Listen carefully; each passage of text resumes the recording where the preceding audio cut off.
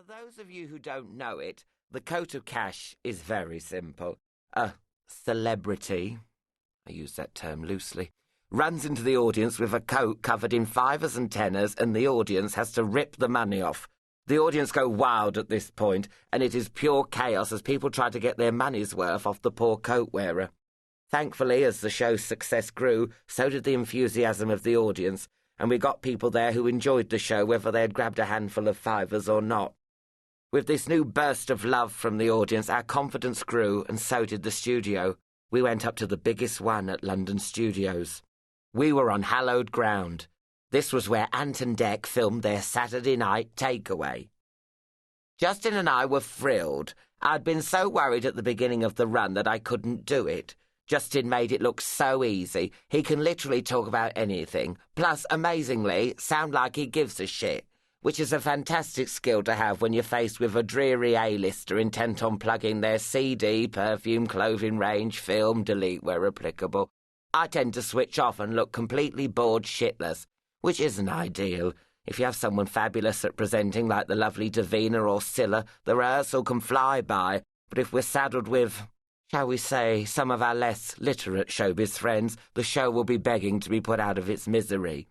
But I made a concerted effort to talk more, engage myself with the guest, and earn my place upon the sofa. Believe it or not, towards the end of that first run, I started to enjoy myself.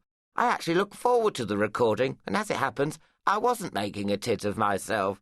Whether it's performing Doctor Who on ice with Billy Piper, or rapping on a mock R&B video with Mariah Carey, or singing a duet with Mel C at an EastEnders pub in Magaluf, it is only when it stops that you can finally take in the bizarreness of what I used to call my life. Even after all I've been through, I still worry that it will end tomorrow and I'll get banished to some industrial estate in the middle of nowhere for having too much fun. So I do what I do best. Pop on me costume and carry on regardless. So I'm back in the studio, and for the 8th time that day I change into my outfit.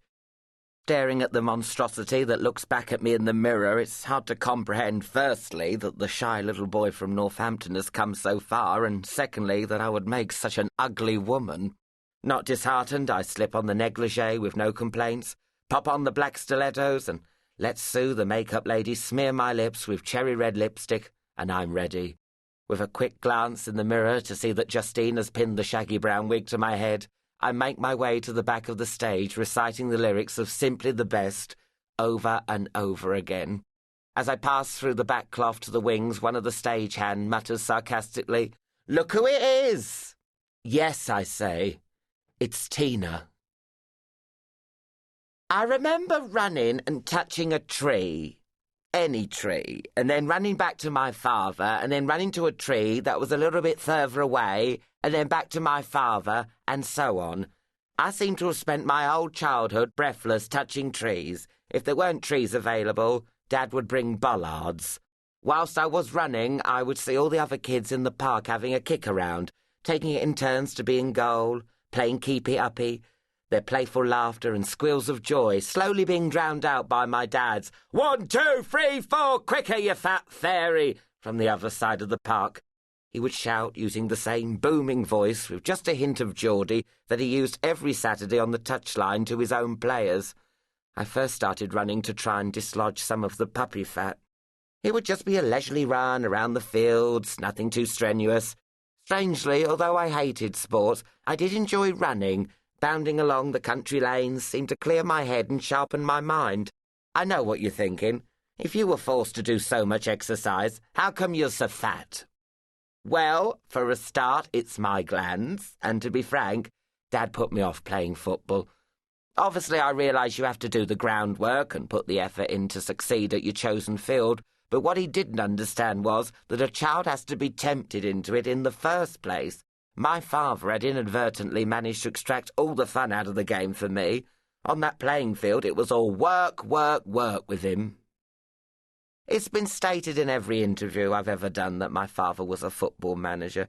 They write about it as if it's a punchline to a gag, but it's true. He has been involved in football all his life, and in some respects, it is his life.